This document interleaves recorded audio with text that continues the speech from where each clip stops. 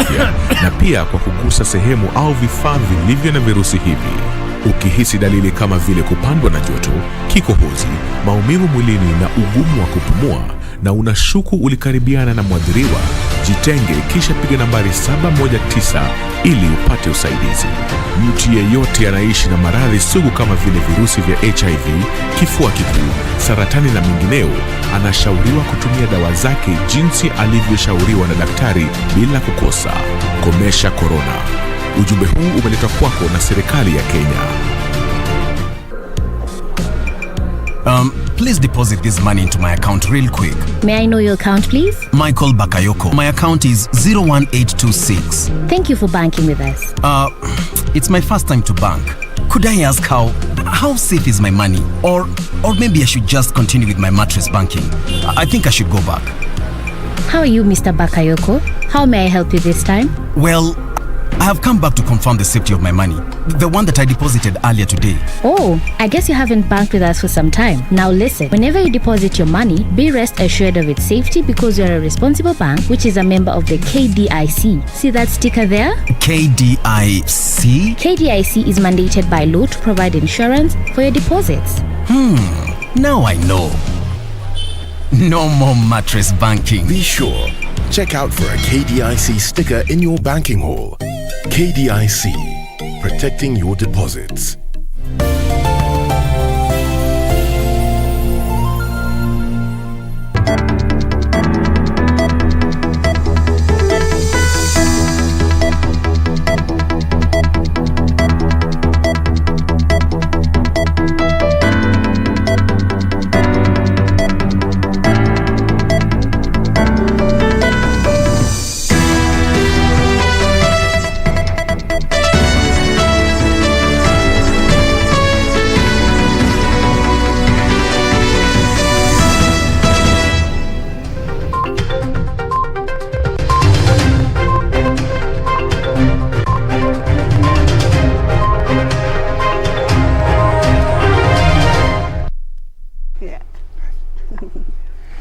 It's the 5th day of July, 2021. You are in time for KBC Prime Edition. Good evening.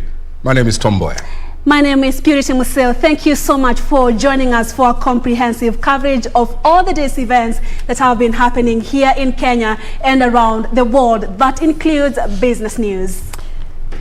Good evening, I'm Cynthia Nyamai in business news. Remember last week we carried a story where CMA did license coffee traders. Well, the CS for Agriculture weighed in on that matter. I have that story for you and much more coming up shortly on KBC Business.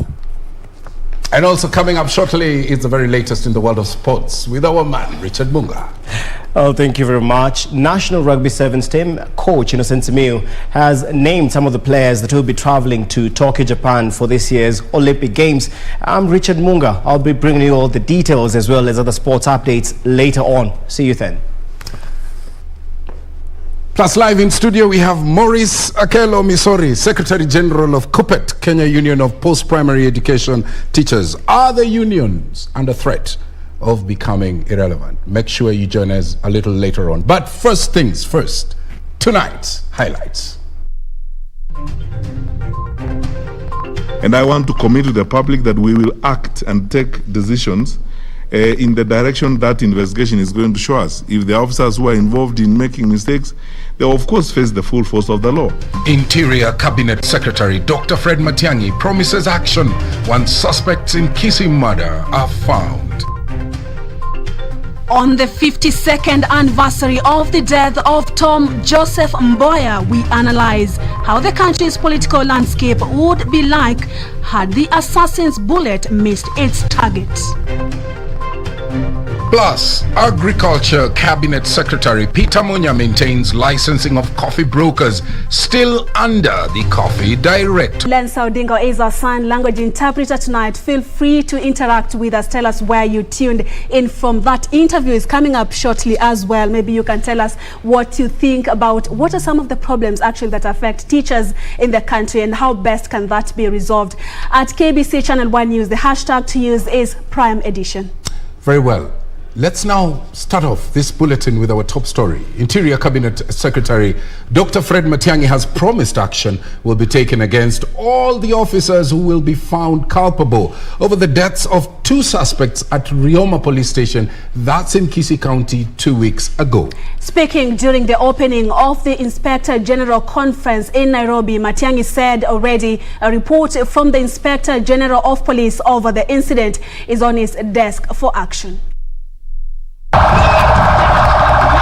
Barely 2 weeks after fierce confrontation between locals and police erupted in Rioma in Kisii County over the deaths of 2 convicts who are in custody, Interior Cabinet Secretary Dr. Fred Matiang'i now says he has taken charge of the investigations. I asked the Inspector General last week to send the Internal Affairs Unit team to a police station called Rioma in Kisii, where 2 people were killed. I have seen a report from the Inspector General about what is going on there. During the incident, the police said one of the suspects collapsed and died while in custody, but locals believed the suspect might have died out of injuries sustained out of police beatings. And I want to commit to the public that we will act and take decisions in the direction that investigation is going to show us. If the officers who are involved in making mistakes, they will of course face the past 10 years. Since 2009, when when the confidence of the public was at 29%, it has now grown, and we are soon going to see the report when it's presented to us that shows that we have achieved about 63% level of confidence by the public. Whereas that is a remarkable improvement, I am interested in seeing an over 80% level of confidence as we go forward. Ben Chumba, Prime Edition. Let's now move into the corridors of justice. Chief Justice Martha Koome will Tuesday preside over her inaugural sitting as President of the Supreme Court of Kenya. The court session is expected to adjudicate 19 appeals and 2 references between the month of July and October of 2021. On Tuesday, the court will hear the renowned Murwa Tetu case, where the Supreme Court ruled that a section of 204 of the Penal Code was inconsistent with the Constitution to extend what it provided for mandatory death sentence for murder, taking away judicial discretion to consider mitigation before sentencing in murder cases. Well, in the meantime, the High Court has directed that the murder case facing Migori Governor Okoth Obado and 2 others proceed to trial commencing on the 12th of July 2021. It disallowed an application by defense lawyers seeking to adjourn the case due to the upsurge of COVID-19 cases in the Western and Nyanza circuits. The Sharon Otieno murder case, in which Migori Governor Okoth Obado alongside Michael Oyamo and Caspar Obiero are charged with 2 counts of murder, will proceed after all. In a virtual court session on Monday, the application for adjournment by defense counsel representing the 3 accused was opposed by prosecution, who claimed a controlled open court trial was possible, just like the BBI appeal case at the Court of Appeal. Justice Gidua directed the case, which was to commence on Monday, July the 5th, 2021, to proceed in compliance with COVID-19 prevention protocols. She also ruled that only involved parties will be allowed to attend the trial. Governor Obado, through lawyer Kioko Kilukumi, had sought at least a month to observe the health situation. Obado, Oyamo and Obiero are facing 2 murder charges in the murder of Sharon Otieno and her unborn child on August 2018. Elsewhere, 4 of the 5 suspects arrested on Friday as they drilled a wall to get into Prime Bank in Kamukunji, Nairobi, have been released on a 1 million shillings bond. Kesi yenu imekuwa referred court number 9. Kwa hivyo mtapelekwa court number 9 sasa. Ndio mweze kupatiwa directions. They were also given an alternative cash bail of 300,000 shillings after they denied 2 counts of preparing to commit a felony contrary to Section 307 of the Penal Code. Frederick Munderwa, Jesse Murioki, Gabriel Mungai and Ruben Njoka were drilling the wall of the rented room next to the bank before they were arrested. The 5th suspect, Charles Mugo, was denied bail after it emerged that he has a similar case pending in court. The matter will be mentioned on July 17, 2021. For Prime Edition, I'm Ben Troinjue. Today is the 5th of July, 2021. Exactly 52 years ago today, Kenya lost one of the greatest sons, one who helped to lay the foundation for the country's constitutionalism and political leadership. Despite living for just 39 years, his contributions to the political as well as economic development earned him fame both within and outside of the country. But how exactly would this political landscape be today had the assassin bullet missed Tom Joseph Mboya? Here now is the bullet echo.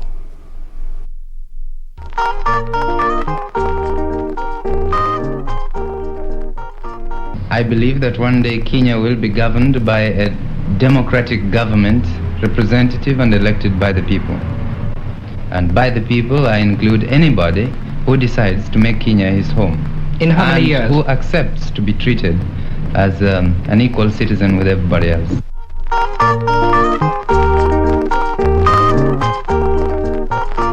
Had he still been alive, Tom Mboya would be 91 years old.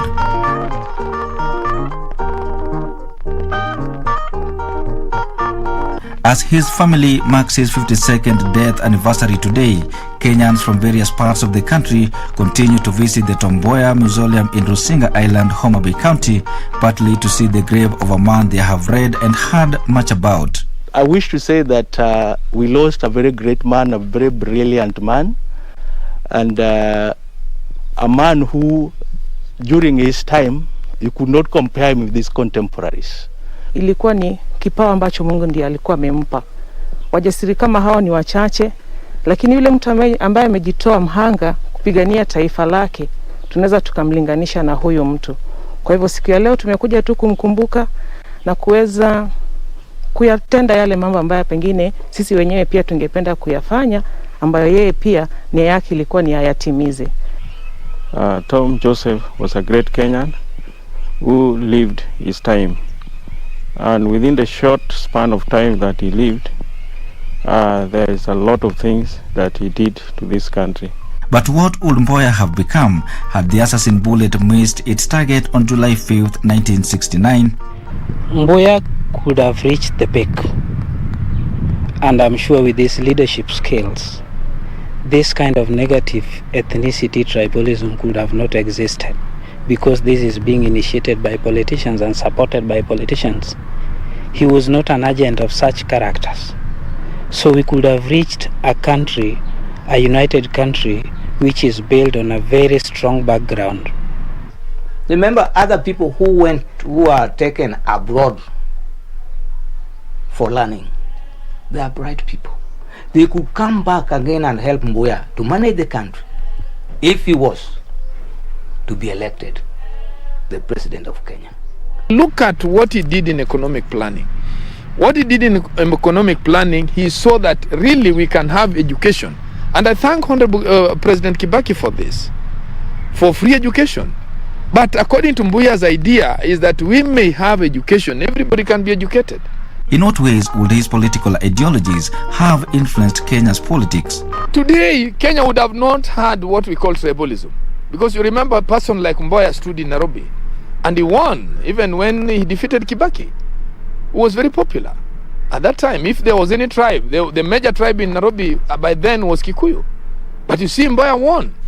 Kenya iko na tabu. Na siku ya Mboya watu wanapata kazi, mtoto ukimaliza shule anaenda kwa kazi. Na sasa wapati. And how about Luo Nyanza's political landscape? Jaramogi was in the Russian end and Mboya was in the capitalist countries like America. And those were wars that were up there. But down here, they were more or less in one league. The only thing is that Mboya wanted the Kenya we want now for the future. Jaramogi knew that as much as we have the freedom, there are certain things that we must correct. Mboya could go for industrialization. We could have more factories within Nyanza region. That's what I know. But since the demise of Mboya, nothing. The foundation he laid for the country's economic system when he served as the Minister for Economic Planning and Development rings his memories in the minds of many Kenyans, and his contribution to the country's struggle for independence places him among the founding fathers of this great nation, even as his family here in Rusinga marks his passing on this day 52 years ago. Reporting for Prime Time from Rusinga Island in Homa Bay County, I'm Wycliffe Okech.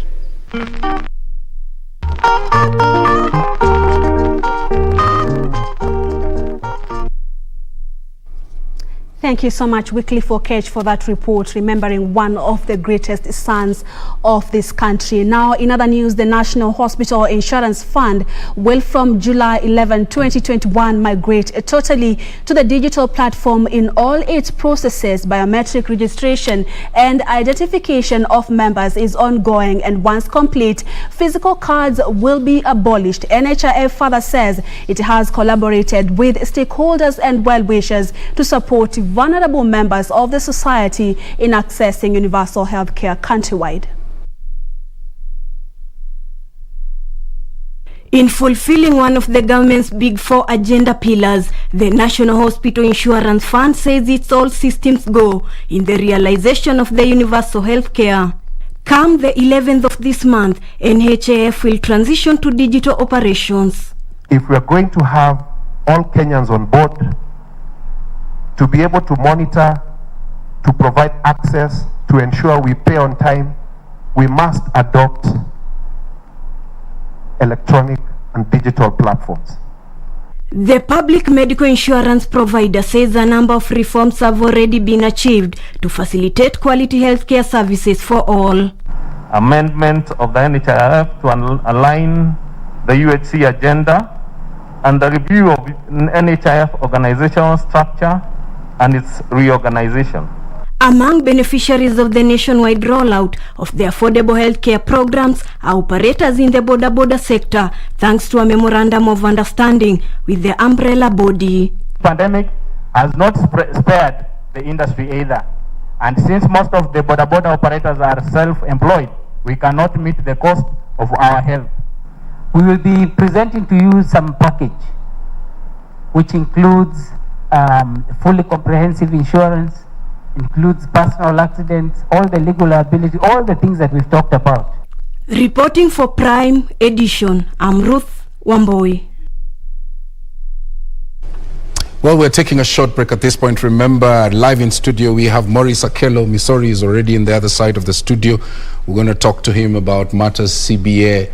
And so we encourage you to communicate with us. If you have a question, you can ask on what platforms? Absolutely. Our social media platforms. We are live on all our social media platforms, including Facebook and Twitter at KBC Channel 1 News, the hashtag Prime Edition. That's right. Stay with us. Don't go away.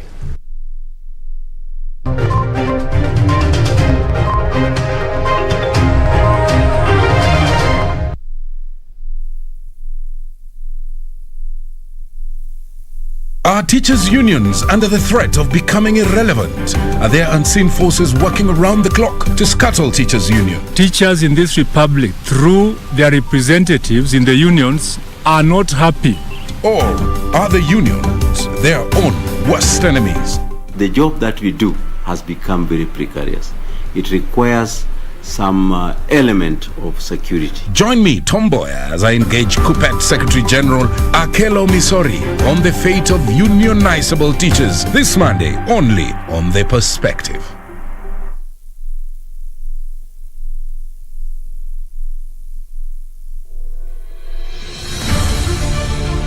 If you have been in contact with someone who is suspected or has tested positive for COVID-19, self-quarantine for 14 days and call 7194 for help. Self-quarantine restricts movement and the spread of the disease and protects your family, friends and community from being infected. During self-quarantine, you are advised to stay in a separate room, disinfect surfaces and clothing with appropriate disinfectant, avoid sharing household items, including utensils, towels and beddings, do not receive visitors, wear an appropriate face mask if you must be around other people. COVID-19 is preventable. Protect yourself, family and the community. This message has been brought to you by the Government of Kenya and its partners. This is where it all began. As the mother of broadcasting in Kenya, you can trust KBC to bring you authentic news and programs to your living room. As KBC, we take pride in our unrivaled heritage as Kenya's trusted national broadcaster. Commanding over 92% digital television signal coverage of our country, 23 radio services that cut across our entire language spectrum, a national, regional and international digital presence backed by the most experienced and top-notch broadcast professionals in the industry. A very good evening to you. The new look Kenya Broadcasting Corporation is truly ahead of the pack. Turn to the mother of broadcasting in Kenya for stories that resonate with our identity, our aspirations as a people united in purpose. Real stories of hard work, of passion, of creativity, of big dreams. Stories that cement our nationhood. Stories that bring us together as one. We take pride in our shared heritage and destiny. KBC, informing, educating and entertaining Kenyans as one nation. KBC, Kenya's listening, Kenya's watching.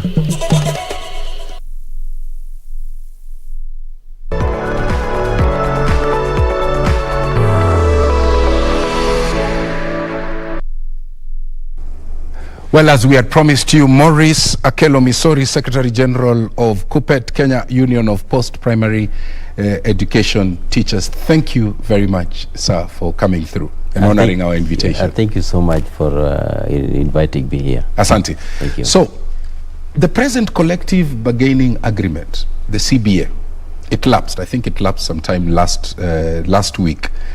Teachers, trade unions, and the Teachers Service Commission negotiated a CBA for a period, I think, of 2021 to 2025. You rejected it. So, as you're opening, tell us, one, why did you reject it? And number two, CBA, there's always some controversy around it. The history is there. Okay? So the second question I want you to answer is, why is it that this is an issue that is so thorny? Thank you so much. In the first instance, I must say that thanks for the CBA 2016-2021, it elapsed on 30th of June. This one was also the first CBA in the teaching profession between the Teacher Service Commission and the unions. For example, it also was the first time that a CBA was honored. And the honor which was granted to it was based on the fact that this collective bargaining agreement was a product of court settlement, which was consensual. So we allowed it for the fact that it really helped cool our nerves and removed us from the streets, as it were, before. The reason for which CBAs have become a thorny issue, especially in the teaching profession, is the element of negotiating in bad faith. Previously, from 1997 to 2016, the teachers were engaged in negotiations, and the product of that negotiation was gazetted in what we call legal notices. So the marked departure from the legal notices, which were being revised at the whims of the cabinet secretary or minister for education for this matter, made the teachers not to trust the government negotiating through the Teacher Service Commission. So that is the reason for which the negotiations in the public sector become so thorny. The element of negotiation in good faith has never been realized in the past. But from 2016 to 2021, it was actually realized. We did reject the 2021 to 2025 CBA because it did not bring on board what we had anticipated. Which was? In 2019, the Teacher Service Commission did ask us to present a memorandum of demands because that was a requirement from the Salaries and Remuneration Commission that you finish when you are anticipating the end of a CBA, then you must present your memorandum a year before. So by 18th of September 2019, we already submitted our memorandum of demands. But the Teacher Service Commission waited until 2 days to the lapse of the date. That's when they brought in an empty collective bargaining agreement, bringing to us an expanded maternity leave, pre-adoptive leave, and paternity leave. You know, these ones are administrative issues which are dealt with as HR issues. They should not be brought as part of a collective bargaining agreement, because, by the way, even all other employees who do not negotiate are beneficiaries of this kind of internationally recognized benchmarks. So in the circumstance that they did not actually bring anything which was tangible, we felt it was a slap in the face. So what exactly do you mean by tangible? What we meant by tangible is that between the 30% and 70% of what we expected in terms of basic pay, we expected even to bring Teacher Service Commission to bring even 1%. They never brought anything. They never brought anything. They never brought anything. So money. Money matters. Money. Now, the Salaries and Remuneration Commission, the SRC, has undertaken 2 review cycles, and I'm sure you're aware of that. And in both instances, they reviewed the salaries upwards, okay? That right there is good faith. But if my question is, if you don't get the buy, because negotiations is about convergence, what is your next course of action?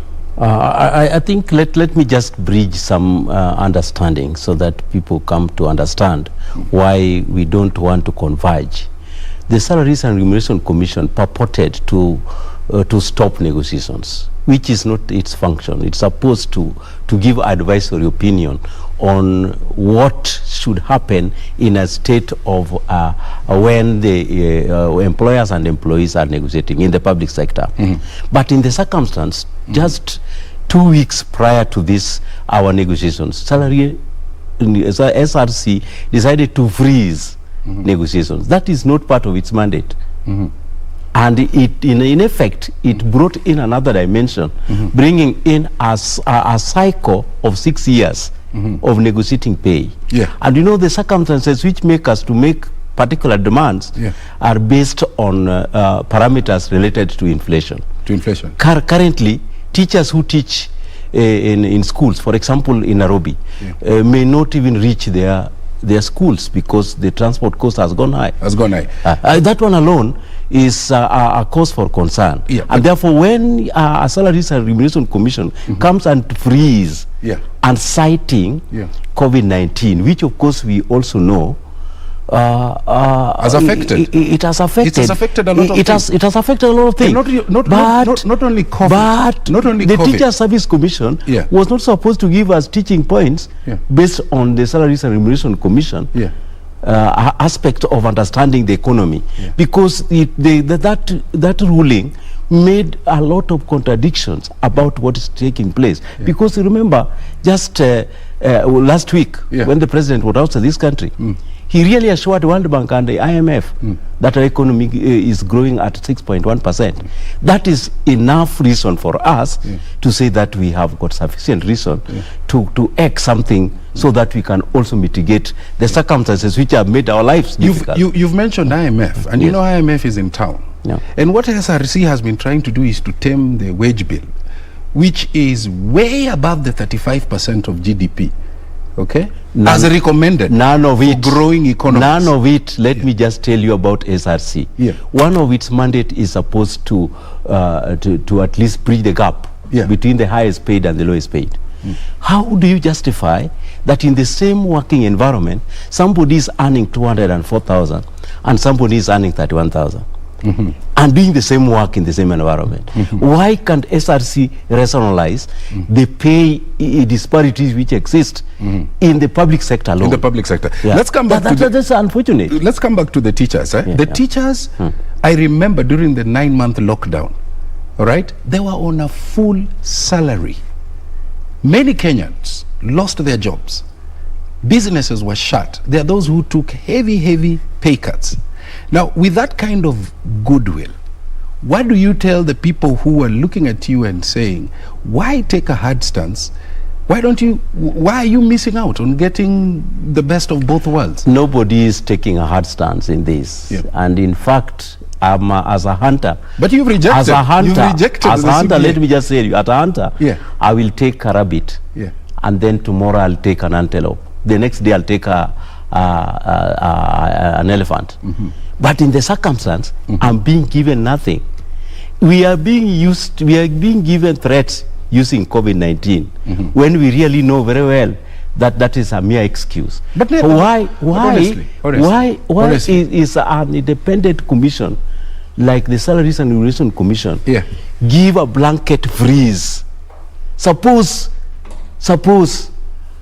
COVID ends tomorrow and you have already given a freeze of 2 years. Then the dynamics shift. They have not given any leeway for that. That lady said a freeze for 2 years. Even when you are dying, we are supposed to take it.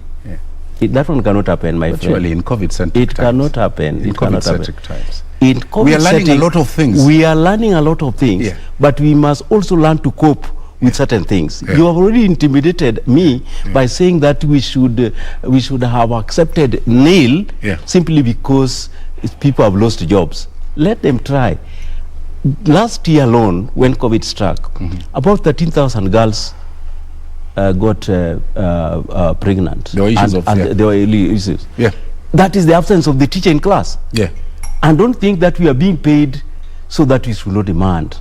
We were being paid because the work we do is essential. Currently, what is now happening is that we are the ones who are now in the front line in fighting this COVID. We are doctors. We are teachers. We are nurses. And you can see this. Okay, fair point. Fair point. Let's now move into your house. KUPPET. The wrangling within your union, is being interpreted as the proverbial leader who is drinking poison and watching the dreams and aspirations of your own members collapse right before your eye. Now, my question to you is there an invisible hand that is fomenting discord within KUPPET members to, one, weaken you and possibly derail you? Can I get the facts right? Are we wrangling in KUPPET?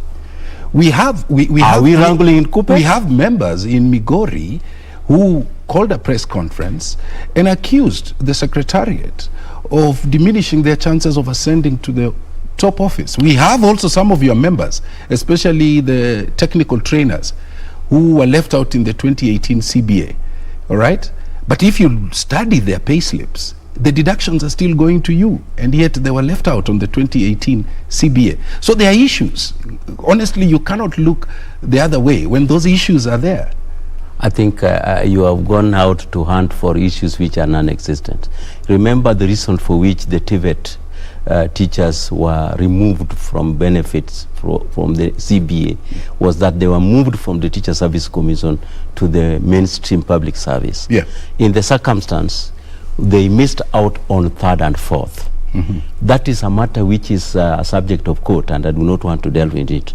In fact, you can mention it in passing without going into the merits and in passing, we are taking them back to Teacher Service Commission because we cannot. When is that likely to happen? Because it is a matter of court. We have to go through the court process to ensure that they go back.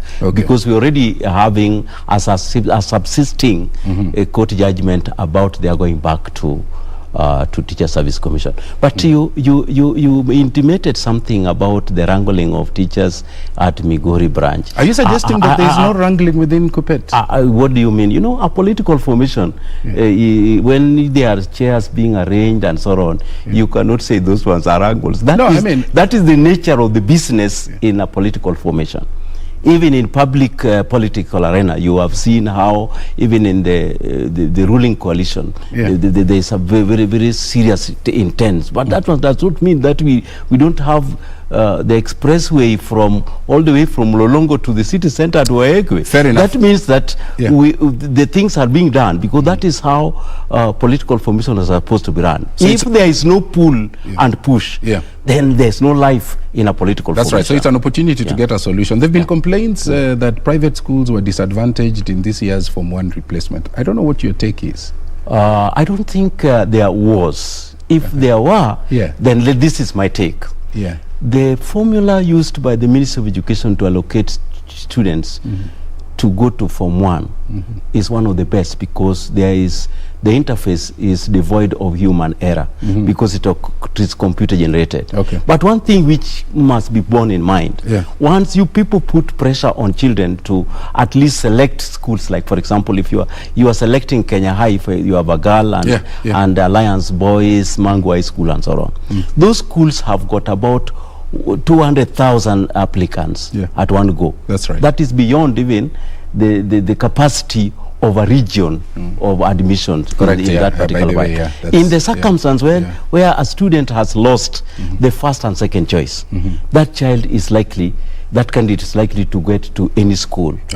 But remember, transition is 100%. 100%. So what happens now is that if it is within the limits of which can be understood, that student can still get a better school in a sub-county school, or a better school in a national school, which has not realized the number of those people who are admitted. Those ones can be sorted out administratively. As we come to the close of this interview, there are these issues of teachers' promotion and employment. Recently, we saw Teacher Service Commission. They announced, I think, that they were recruiting about 5,000 teachers. And I'm just wondering, what happens to the interns who might be left out? I don't think... you remember we have over 200,000 trained teachers outside there. That's right.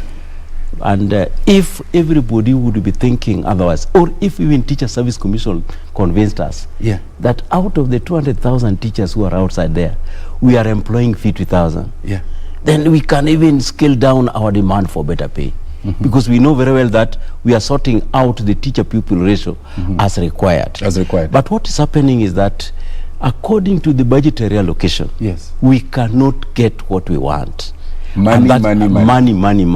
So everybody want to pool resources and to push us outside the table where we need to get our justifiable return in terms of the number of teachers to be engaged. So the intern teachers, just like any other sector, they are engaged as interns. In fact, the advantage that we have in teaching is that they are not just engaged for 6 months. They are engaged for a whole academic year.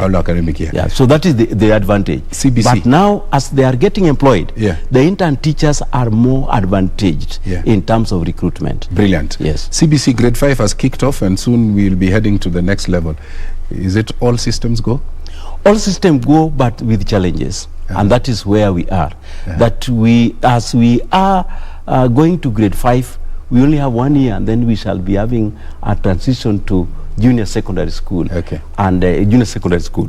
What we expect and what is not being done to our satisfaction is the retooling of the teachers to address the issues of the CBC competency. The nature of engagement and the retooling process is not as fast and it's not as elaborate as we expected. As you'd like so it. that's what is happening. As you'd like it to be. Okay, very well. You know, when they compose a song for a gentleman, then one can only assume that you are considering going into politics. Would that be a fair statement? It is. I listened to the song and I liked it. As we wrap up, as your final yes and no, because of my contribution to teachers. Yes, so many people are already asking me, why don't you have a stab at their mamas in the corridors? Some of the serious things which are coming in 2022. I will give it a consideration. Okay. Yes. Thank you so much for coming through, and we wish you well. We also wish you well in your stakeholder engagements, and really we hope that you'll come up with constructive issues, because education is so important for us. So for the sake of teachers, of course, and also for the sake of our children.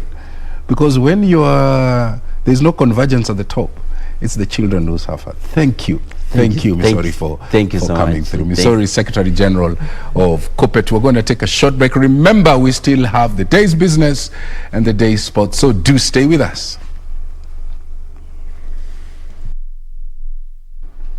Thank you so much, Tom, for that interview. And of course, thank you for being part of Prime Edition this Monday night. Let's continue with our coverage. And the government has embarked on construction of a 1.4 billion shillings convention center in Kisumu to host over 5,000 delegates during the Afri-Cities conference to be held in the lakeside city in April this year. Devolution Cabinet Secretary Eugene Wamalwa speaking at Mboya Showground in Kisumu during the groundbreaking ceremony said the facility, which is the second one of its kind in the country after Kenyatta International Convention Center, will revolutionize the conference tourism within the Lake region. The facility comprising the main auditorium and 15 breakaway rooms, 60 exhibition spaces and outdoor amphitheater, VIP lounge, culture center and health center, press conferences and picnic areas, and a children's park is expected to be completed in 8 months. Wamalwa said the iconic facility, whose design is deeply rooted in the Luo culture, shall serve Kisumu and the Lake region beyond the Afri-Cities conference.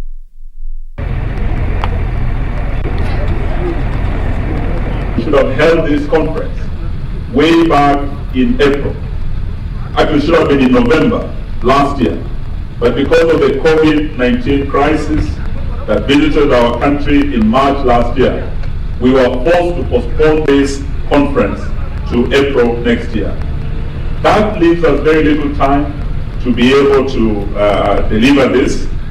And I know there have been some doubting Thomases as to whether we can actually deliver this conference, whether we can complete this convention center. Today we are here with the contractor. We expect nothing less of you. We have seen what has been done in Nairobi, because there are contractors in Nairobi who have put up hospitals. Within 6 months, we were able to build almost 20 new hospitals in Nairobi as we speak. One is the Nairobi Hospital, it was a 100-bed capacity, put up within 6 months. So for those who are doubting whether this can be done in 8 months, your answer lies in Nairobi. Go and see what has been done there.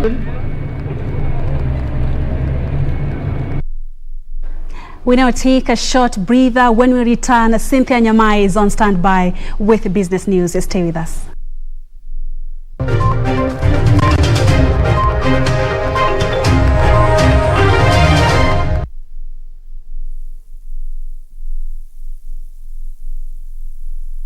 What does this number mean to you?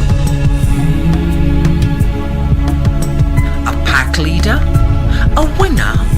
Or just a number? To us, it means freshness, boldness, vibrancy and heritage. That's why at KBC Channel 1, we make it easier for you to pop up your family entertainment to a fresh, exciting and colorful bouquet. The future of money is simple, like unlocking possibilities with a smile. And having the world in the palm of your hand.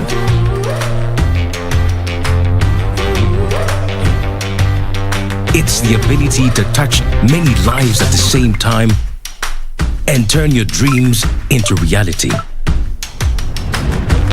It's forgetting and still remembering.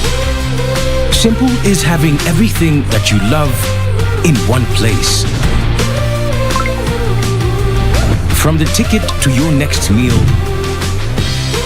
to your ticket to the next holiday. It's an easy way to ask for a boost when you're low. And keeping track of everything on the go. The future of money is simple, and it's here.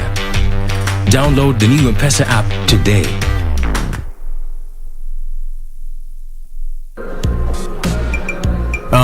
Please deposit this money into my account real quick. May I know your account, please? Michael Bakayoko. My account is 01826. Thank you for banking with us. It's my first time to bank. Could I ask how safe is my money? Or maybe I should just continue with my mattress banking. I think I should go back. How are you, Mr. Bakayoko? How may I help you this time? Well, I have come back to confirm the safety of my money. The one that I deposited earlier today. Oh, I guess you haven't banked with us for some time. Now listen, whenever you deposit your money, be rest assured of its safety because you're a responsible bank, which is a member of the KDIC. See that sticker there? KDIC? KDIC is mandated by law to provide insurance for your deposits. Now I know. No more mattress banking. Be sure. Check out for a KDIC sticker in your banking hall. KDIC, protecting your deposits. Bwana Motiso, pikipiki yako ndio hii. Uko shwani yangu. Hii pikipiki ni unakumbuka uniekelea the lowest unique bid yako ilikuwa ngapi? 18 shillings. Na unajua kuendesha hii gari? Kidogo. Haya, kitoko yako shika helmet, kifungu yako chomoka na mali yako. Kujiunga na QuickBid ni rahisi. Enda kwenye M-Pesa, bonyeza paybill kisha weka business number 4032353. Kwenye account weka kodi ya bidhaa unayotaka na bid yako ya chini zaidi. Kwa mfano TV 16. Kisha weka shilingi 20 tu kama idadi yako. Weka bid yako pia kwenye www.quickbid.co.ke. Kumbuka, bid ya chini zaidi ya kipekee ndio hununua. QuickBid, bidhaa bora kwa bei ya chini.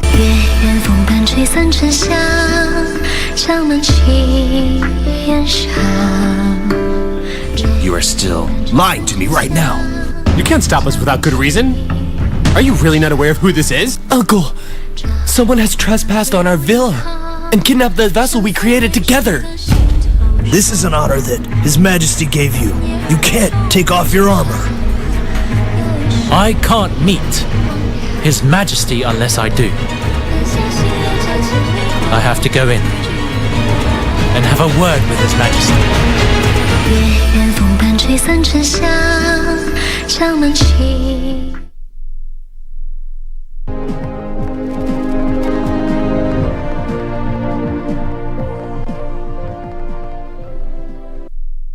Good evening, welcome to KBC Business. I am Cynthia Nyamai.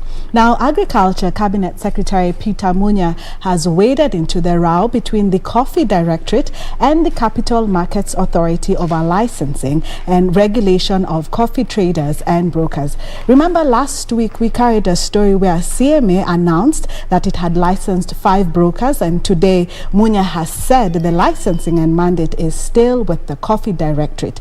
The Cabinet Secretary said CMA had no legal structures to support coffee trading in the country.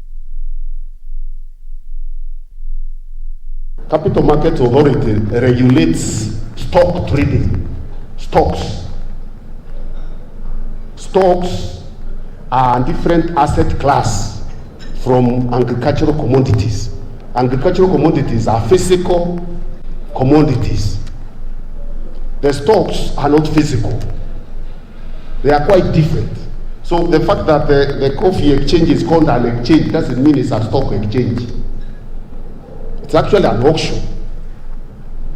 It is an auction. So there is nowhere in the law where CMA has been given mandate to license auctions. Then they should even license Ukulima market. It's an auction. Let them concentrate on stock markets and the capital markets. Regulating that. They have a lot of work to do there. Still on coffee, just 50 million shillings of the 3 billion shillings Coffee Cherry Advance Revolving Fund has been disbursed to farmers. Agriculture Cabinet Secretary Peter Munya attributes the slow uptick to exploitative loans from millers and marketers that farmers had before the rollout of the fund. Munya has pledged to cap at 5% the interest on loans advanced to coffee farmers. Currently, farmers harvest beans, then sell it through cooperatives and have to wait for more than a month before payment. The government rolled out the Coffee Cherry Advance Revolving Fund in 2019 to help farmers meet financial obligations after harvesting the cash crop as they wait for earnings from their cooperative societies. Those who are advanced the Coffee Cherry Advance Revolving Fund that attracts a 3% interest are expected to repay the cash when paid by their coffee cooperative.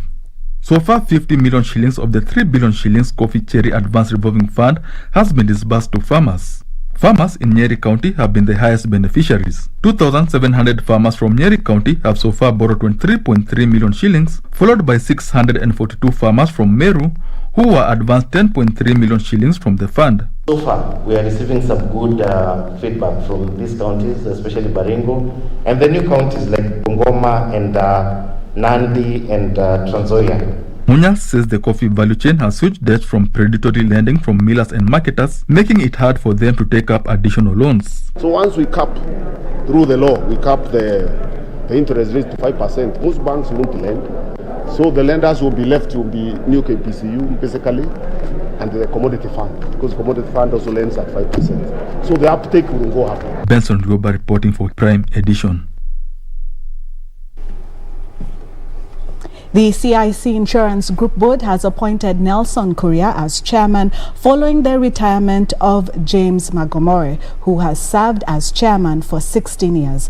Kuria has experience in insurance industry spanning over 36 years, including Group CEO of CIC Insurance Group, where he retired in February 2015. Here are details of this and other stories in Corporate Briefs. CIC Insurance Group has announced key changes to the board of directors, which the insurer says are part of the company's transformation process intended to strengthen the overall governance and strategic leadership of the institution. The board has appointed Nelson Kuria as chairman following the retirement of James Magomere, who has served as chairman for 16 years. The firm says the changes are part of the transformation process that began in June last year with the appointment of a new group chief executive officer, Patrick Nyaga. In addition, new CEOs were also appointed to take charge of the subsidiary businesses. The board has also announced the retirement of Jyoti Patel and the appointment of James Njue Njiru as vice chairman of the board. Meanwhile, Juakali artisans are calling on the government to ban importation of personal protective equipment to support growth of local production and creation of more informal sector jobs. The Kenya National Federation of Juakali Associations say deliberate effort is needed to support recovery of businesses in the informal sector by boosting production of affordable, reusable protective face masks and other related protective gears. We have so many tailors in the Juakali sector. So far, we have used 40 tailors, and we are targeting 200 in Nairobi. And if the campaign kicks off, we are going to employ 2,000 Juakali. Finally, the Kenya Tourism Board has intensified marketing of Kenya as a tourist destination to Africans in efforts to increase arrivals. KTB is banking on familiarization trips to entice travelers to sample what magical Kenya has on offer. As a destination, when we went into COVID, we did not keep quiet. We did not hide, under the tables and get scared of this virus. We told the story of our destination day in, day out. In the beginning, we had UNWTO say everybody stay at home. And we tuned in and stayed at home because safety was important. We all needed to get through the season alive, and we are here actually, perhaps fully vaccinated already. So we discovered that during that quiet time, our tourism product actually improved. The latest such familiarization trip comprises 15 travel and tour operators from Uganda, Rwanda and Ethiopia who have been on a week-long product sampling in Kenya. Grace Mweni, Prime Edition. That's all from the business desk. Would love to hear from you if you have any comments or stories that you would like us to follow up for you. Enjoy the rest of the evening. We take a short break, but after that, sports with Munga.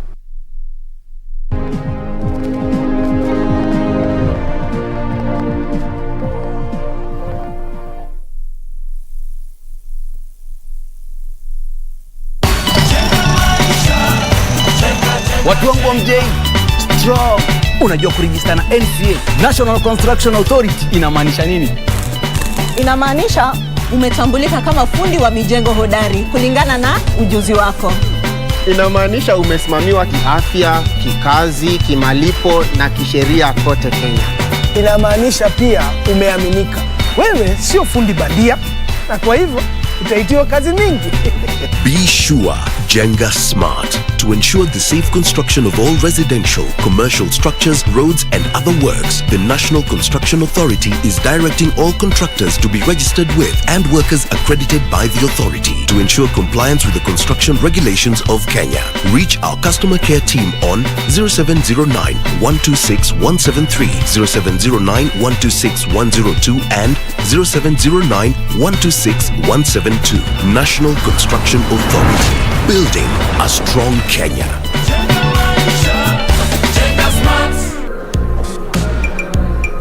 Please deposit this money into my account real quick. May I know your account, please? Michael Bakayoko. My account is 01826. Thank you for banking with us. It's my first time to bank. Could I ask how safe is my money? Or maybe I should just continue with my mattress banking. I think I should go back. How are you, Mr. Bakayoko? How may I help you this time? Well, I have come back to confirm the safety of my money. The one that I deposited earlier today. Oh, I guess you haven't banked with us for some time. Now listen, whenever you deposit your money, be rest assured of its safety because you're a responsible bank, which is a member of the KDIC. See that sticker there? KDIC? KDIC is mandated by law to provide insurance for your deposits. Now I know. No more mattress banking. Be sure, check out for a KDIC sticker in your banking hall. KDIC, protecting your deposits.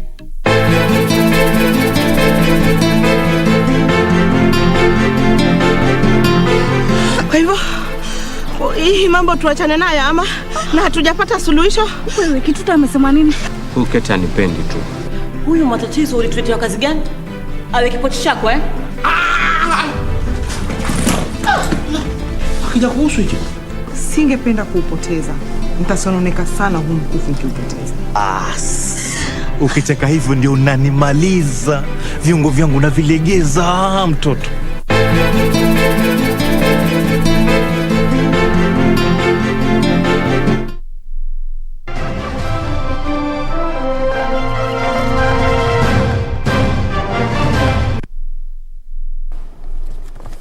Well, good evening once again. I'm Richard Munga with the day's sports. Now, Andrew Monde will captain the Kenya national rugby sevens team to the 2020 Tokyo Olympic Games after head coach Innocent Simiyu named his final travelling squad for the Games today. Monde will lead an experienced squad that has 4 players who will make their second appearance at the Olympic Games after being part of the Rio 2016 team. The men's rugby sevens competition in Tokyo will run from the 26th till the 28th of this month, and Shujaa will compete in Pool C of the 12-team competition against sevens giants South Africa, USA and Ireland. The Tokyo 2020 Olympics will be held from Friday to the 23rd of this month to August the 8th in Japan. Time list. Hasn't scored any tries this week, and is this try number 2 for the Kenyans? Easy as you like. Dennis Mbachi. Meanwhile, National Super League NSL side Talanta FC head coach Ken Kenyatta says the team is resolute with its ambition to earn promotion to the FKF Premier League next season. The club is currently ranked of the 20-team NSL standings on 44 points, a point ahead of second-placed Kenya Police FC. The two teams at the end of the season earned direct promotion to the top flight. Ken Kenyatta, a former Kenyan international goalkeeper who joined Talanta FC as head coach on a 2-year deal this year, recognizes the tough task ahead, attributing the good form the revamped squad is enjoying to the ability to switch their mindset and respond to his tactics accordingly. From number 9 to number 1, any team can win the league. Yeah, it's possible because the points, it's like 2-3 points difference. So it's a tricky league that we need to step up and may ensure that we win every match. First and foremost, my target is to get into the Kenya Premier League. Leading club's goal scorer and who is also the captain, Barack Odhiambo, who has netted 8 goals, says adequate preparations coupled with discipline has been key to propelling the side to the top of the log. Discipline lazima ikue, sababu coach Kenyatta kila mtu anajua discipline lazima ikue juu, na ndio tumejaribu sana kuajua wachezaji kwa wale wanamuelewa, tuweze kusukuma team pamoja. Discipline imekuwa juu. Watu wamekuwa kiwork, though sometimes some matches zinakuwa hard, but tunazidi kupush kwa every match, tuna try to grow so that tunaweza shinda hizo games zingine zinakama. Talanta beat Modern Coast 2-1 on Sunday to go top of the standings on 44 points with the game in hand. Talanta is set to face off with Moranga Seal this Saturday, while their closest rivals Kenya Police will play Nairobi Stima in their forthcoming NSL fixtures.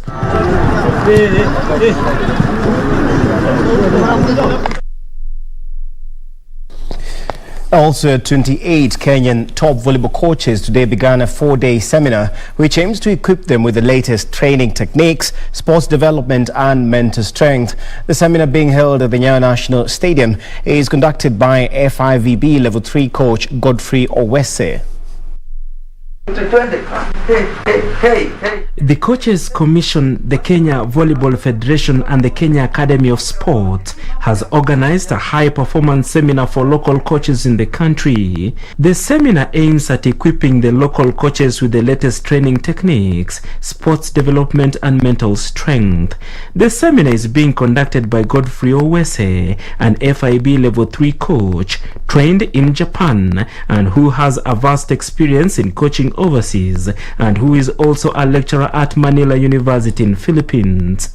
28 top coaches are attending the 4-day seminar opened by KVF First Vice President Charles Nyaberi.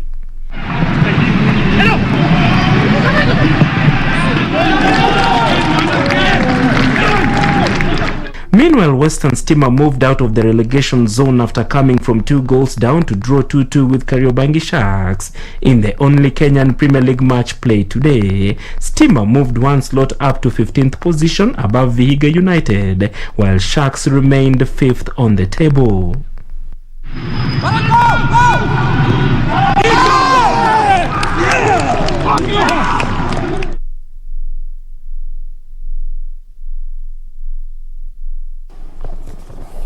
Oh, apologies for that. Of course, that was Football Kenya Federation asking the government, of course, to sponsor, to fund the teams that are set to represent Kenya in the CAF Champions League. That is Tusker FC, and the Confederations Cup, that is Gor Mahia, after Gor Mahia beat AFC Leopards yesterday through post-match penalties. I know Tom Mboya is happy. He is a Gor Mahia fan. Oh, that's it for sports tonight, but always remember you can visit our official YouTube channel, that is KBC Sports, for all the stories as well as other updates. I'm Richard Munga. Do enjoy the rest of your viewing. Are you happy? Richard Munga. Richard Munga. Richard Munga. And I'm happy for you because I know you're very happy. Richard Munga. I'll pick that one offline with him later on. Hey, by the way, tomorrow you're hosting the CS for Health Mutai Kagwe at 9 p.m. on your interactive session there. Your Health. Your Health. Your Health. Right. I'm reliably informed that when Mutai walks in, everybody masks up. What do you expect from the CS, who announced the first case of COVID-19? And among the lucky ministers who are yet to get the COVID, you know, he's really been strict. He's really been observing the MOH protocols. Honestly, okay. he has, yes. So he says you can get it. I can get it if we treat it normally. It treats you abnormally. Of course, we'll be having that conversation. Why not begin sending in your questions? And we'll be talking about a lot of things. It's just less than a year before the 2022, and there's the universal health coverage agenda that the government has, disruptions caused by the COVID-19. I'd also like to know dilemma. I'd also like to know whether you know what's happening in the Western Circuit. Yes. The Delta. Yes. I'd like to know whether there's a 4th wave around the corner. Okay, all those questions, you'll have him and ask him those questions. All right. Okay. Thank you so much for watching Prime Edition this Monday night. My name is Purity Museo. Lensa Odingo has been our sign language interpreter tonight. I'll see you again. We will see you again tomorrow, same place, same time, God willing. Good night. Good night. Good night. And I trust the last hour was worth your while. My name is Tom Mboya from the capital city of Nairobi, Kenya. Good night. Stay safe.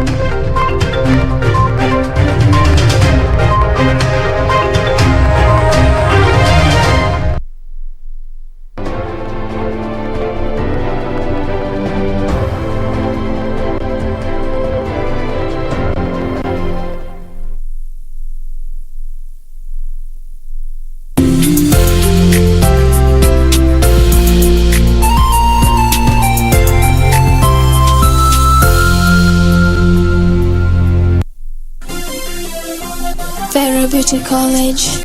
Vera Beauty and Fashion College, with branches in Nairobi, Eldoret, Thika and Meru. Did you know that we are a TVET approved institution? We offer courses in fashion design, interior design in soft furnishing, event decoration, flower arrangement, event planning, hairdressing, barbering and dreadlocks, beauty therapy, makeup, nail technology, spa massages, teaching skills, TOT, solo business management, and many more. Register now and visit our website on www.verabeautycollege.com. You can also call on 0725-923-550 Nairobi branch, 0728-087-689 Eldoret branch, 0722-227428 Thika branch, 0725-000-706 Meru branch. Vera Beauty and Fashion College, a TVET approved institution. Realize our potential. Yeah, yeah.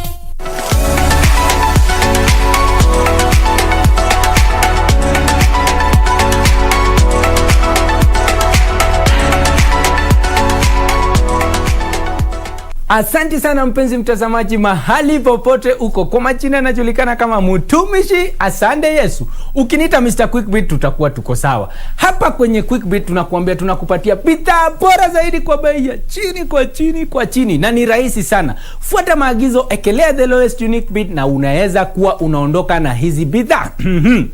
Kumbuka, ni rahisi sana. Unaenda kwenye lipa na M-Pesa, paybill number 4032353. Kisha kwenye account number unaekelea kodi ya bidhaa ambayo tunauza kwa siku. Alafu amount shilingi 20 bob my friend. Ukienda kwa duka hizi bidhaa utazipata na shilingi 20. Alafu weka pin number yako. Kisha kutoka hapa studioni SMS itakufikia kukueleza kama wewe unanitizama ni mnunuzi bora au la. Na kumbuka, pia kuna mtandao quickbit.co.ke. Fuata maagizo, ekelea kodi ya bidhaa ambayo tunauza shilingi 20, alafu kisha SMS itakuwa inakufikia mahali popote unanitizama kukujulisha kama wewe ni mnunuzi bora au la. Na kumbuka, tuko na TV, tuko na simu aina Oppo A93, Samsung A21s, kitchen combination, yani kitchen combo. Tuko na non-stick sufuria, microwave na jagi ya stima, yani ya kettle. Alafu kumbuka, bado tuko na fridge, tuko na pikipiki, tuko na gari, tuko na my friend, hizi bidhaa huwezi maliza. Na siku ya leo kama kawaida hapa kwenye Quickbit tunapeana bidhaa chungu mzima. Na siku ya leo tunapeana simu aina ya Oppo A93. My friend,